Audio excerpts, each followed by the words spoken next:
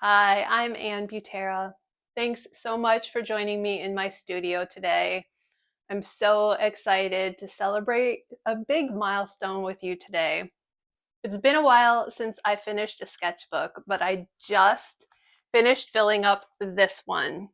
And before I move it from the bottom in process shelf to the top finished shelf, I thought I would give you a tour. It's extra special because it happens to be my 20th filled sketchbook. So let's take it over to my table and I'll show you around. So when I got this sketchbook, I was really excited because I thought it would be great. I liked the cardboard cover. I really loved that shiny gold bee. The size was nice, 9 by 9. It's not too big, not too small. And the paper description sounded perfect. That it's great for pencil and dry media and a little bit of wet media.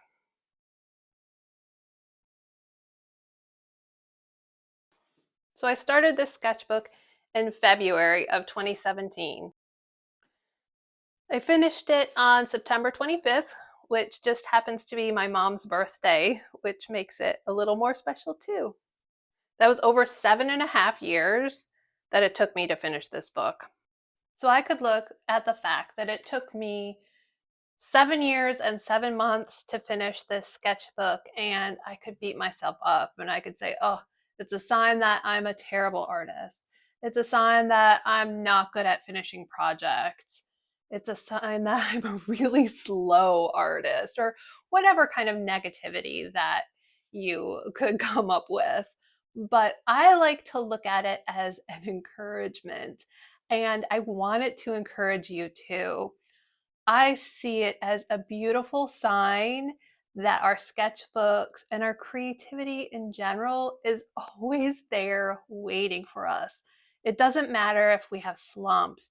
It doesn't matter if our energy ebbs and it's months before we pick up a project. That project is there waiting for us. And when we feel like picking it up again, we can. And we can finish a project that we think, oh, I'll never finish that. And I think that is so beautiful. And it's something I want to convey all the time to my students and the people watching these videos and my blog readers. So I'm pretty passionate about it. So, onto the pages. This first page, looking at it now, I think that it looks very joyful and colorful, and these birds are sweet. But I know that my reaction at the time was disappointment and frustration because this paper did not work well at all with my markers.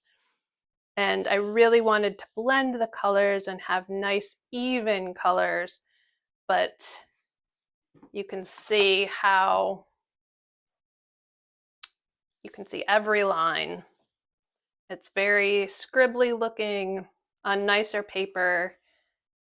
The markers blend beautifully. This paper, nope. So that my first page was frustrating and disappointing. And the second page I did a collage, a nice patchwork collage. And I think looking at this, I think the reason I decided to do that was that the markers bled through. So I covered all that up. This next page is actually upside down, and that's colored pencil and just sort of a whimsical sketch with butterflies and flowers. I don't usually sketch this way, but it was fun. This also shows me that I'm not liking the paper. And if we turn to the next page, more butterflies, I definitely am not liking the paper. The colored pencil does not go down evenly. It doesn't blend nicely. It looks scribbly. But even so, looking at these pages brings me joy. Then I tried some simple pen sketches. Sketching in pen is something that I really enjoy doing, and this paper was not very pleasing with pen. So I've tried marker, I've tried Colored pencil. I've tried pen, micron pen. Don't like it. Another pen page. This one with some orchids. Nope. Then these sketches were for an assignment in Matt's boot camp, which was in 2017. I think that was March. So I did some pencil sketches. I taped in paintings. I did some marker sketches on separate paper and taped them in here. My finished project turned out nicely and I really like it. And this is a fun record of it. So I think at this point, I was deciding that this sketchbook would just be my collage sketchbook. And I really enjoyed doing these 2 pages. And this one with the orchid and the really fun roots coming out. Then I created these tulips for a fabric pattern.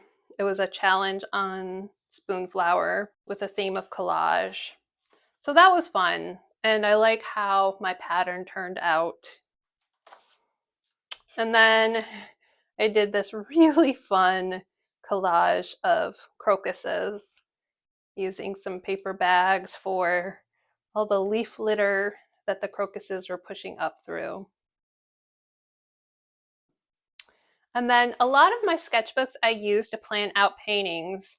And here in pencil, and here I did a pencil sketch of a painting that I never ended up doing. I also realized I didn't like this sketchbook for that purpose. So back to collage, a couple more patchworks. Did this one in a Skillshare class I was teaching, and that was Overcome Creative Slumps with Easy Art Play. And I created that class in January of 2018. So almost a year after I began the sketchbook. So that's how much I did in 1 year. Not much. These next 2 pages also are from another class that I did for Skillshare, Defeat the Blank Page. They were really fun, and I like them side by side. That one was December of 2018. So nearly another year went by between these 2 last pages. So I really didn't like this sketchbook, and that's why I wasn't working in it. These next pages for a while are all from my summer sketchbook class, which I filmed in the summer of 2020. And it was a really fun class to put together. All of these pages were so much fun to create, and I love looking through them. So I did leaf rubbings, and I loved how when you did a leaf rubbing on top of the sketchbook, all of the pigments from the plants would come through, kind of like flower pounding.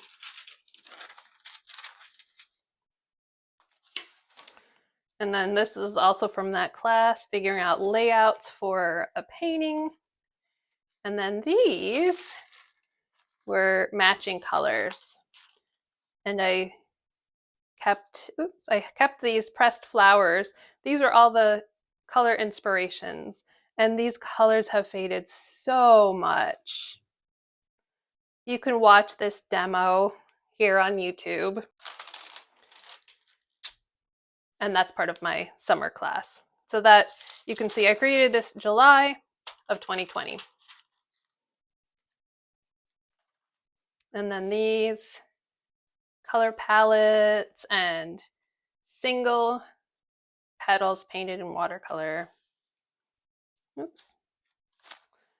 More leaf rubbings, and I enjoy making little pockets in my sketchbooks, and then I can put all sorts of things in those pockets. So anything that I create outside of the sketchbook. And then flower pounding and leaf pounding. This was so incredibly fun. Cyanotypes, painted, faked cyanotypes. This one I think I used masking fluid. I'd kind of like to come back to these ideas. Okay. And then here's another pocket which is not sticking very well. I used oodles of this copper washi tape. I went a little crazy with it, but I think it's a little too heavy. But a couple pockets with more bits from the class, more experiments. And then some pen, which I did on a separate paper and glued in because I don't like the way pen works on this paper. And I'm not sure when I created these collages, but we're back to collage. And then some mixed media abstracts, and these were from March of 2023. So, not counting this page, 2020 to 2023. So that's a long gap, another long gap. And over that time, I was working in sketchbooks, just not this one. But again, that just shows me the resiliency of the creative practice and the fact that I can come back to it anytime and it's there waiting for me. I created these pages last winter, a collage and a painting in coordinating colors. And that was really fun. I was coming back to my creativity at that point and feeling more inspired. These two I really love, and that's a painted background in both cases and Neocolor 2s on top. And this one, for both of them, I masked off the shape, but when I pulled the tape off, it really damaged this paper. I'm not sure if I used two different kinds of tape or if I was just more careful here, but this one was okay. This one really ripped. So I made a frame of seed catalog papers to cover up the ripped paper and also as just a fun addition to this page. And I really, really love it. Painting or drawing or sketching stripes is one of my favorite things to do. And I think this is a great example of how it can look pretty dramatic and beautiful. More collage, and then I was experimenting with acrylic ink. And this paper bled a lot with the acrylic ink, and it bled through. So I covered this page with some gesso and possibly gesso mixed with paint. I probably could have covered it more, but whatever. I really don't care anymore if my sketchbook pages are messy or if paint bleeds through. I think originally with this sketchbook back in 2017, that bugged me. Now, I don't care. It's just a sign that your sketchbook's being used, and it makes the page more interesting. I painted a lot of acrylic abstracts over the winter in a whole lot of sketchbooks and outside of sketchbooks. So I often would paint multiples at once. And then here, next to this acrylic abstract, this one is Neocolors on, I think that's a black paper background that I did outside of my sketchbook, and I glued it in here. The Neocolors bled a little bit when I was gluing it in, so that's what that's from. And all of these crayon pages and some in other sketchbooks were created around the time that I was filming my sketchbook revival lesson. And so I was on a roll with those and had so much fun. Sketchbook revival is going on right now, and there's still time to sign up. My session has not aired yet, I'll have a link if you're interested in signing up. You can see how I did sketches like these, and there's lots more inspiration. But I'll often work on the same idea over and over again on multiple papers in multiple sketchbooks. Here's another one.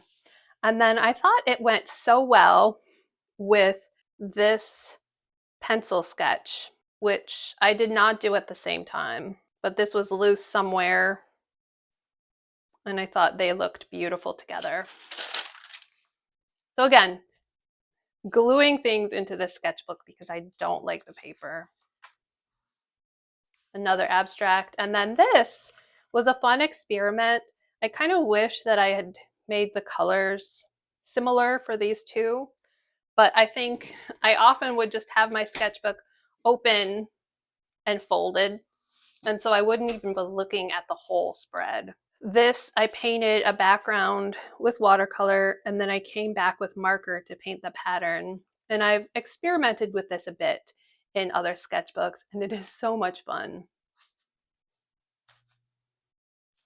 Another abstract, and then this was an idea I had for creating a page of daffodil leaves. This was in the spring, and I painted papers and cut out the leaves and glued them in here. It didn't turn out quite how I imagined it, but I really love seeing it, and I think it looks pretty next to this abstract. And here I was using up some leftover paint. This is gouache, and I've used this paint for lots of different things. It's just been sitting on this plate that I've been using as a palette, and that's one of the beautiful things about watercolor and gouache.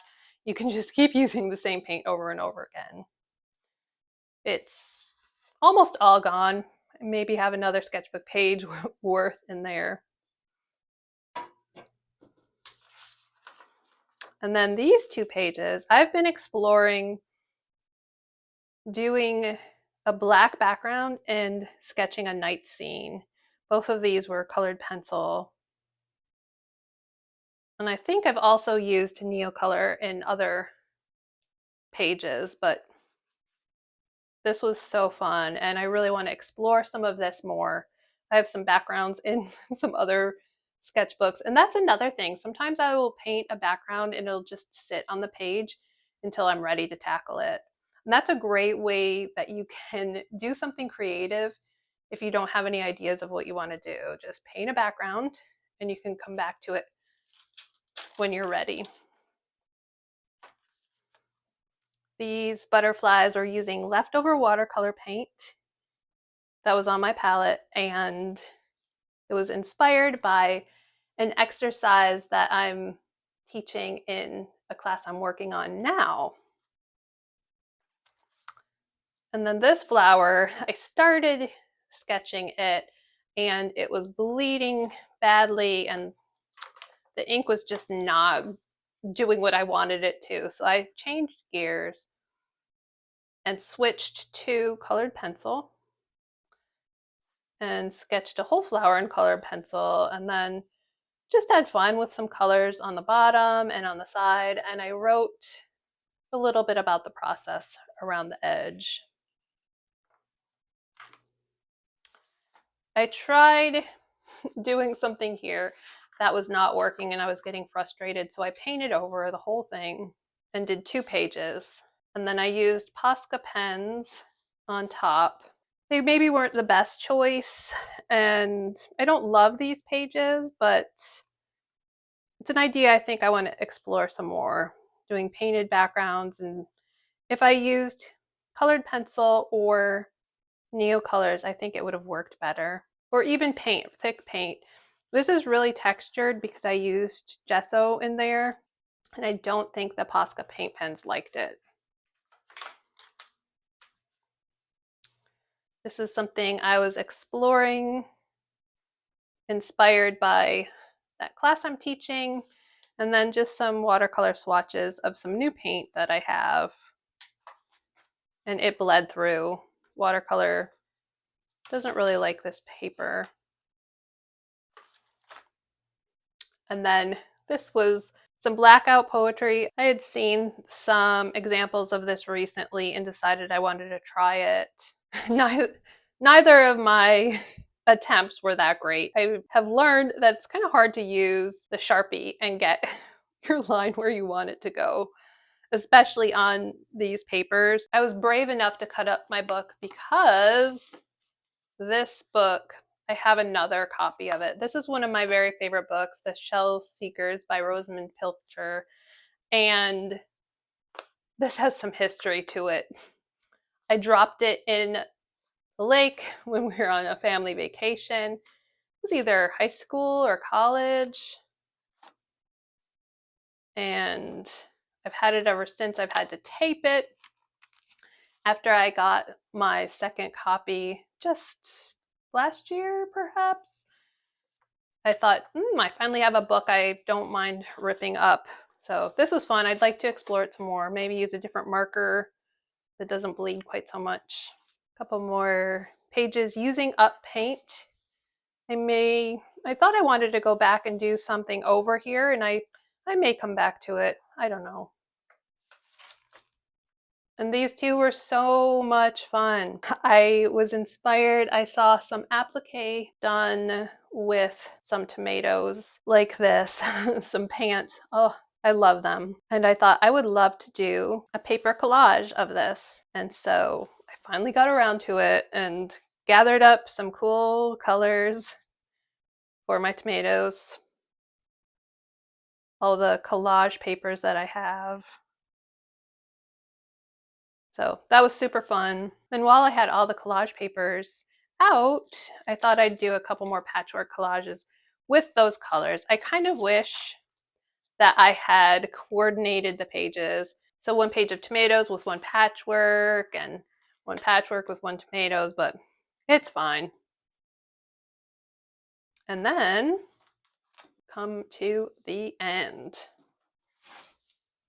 So I love a finished sketchbook and how thick all the pages get and how much history it holds.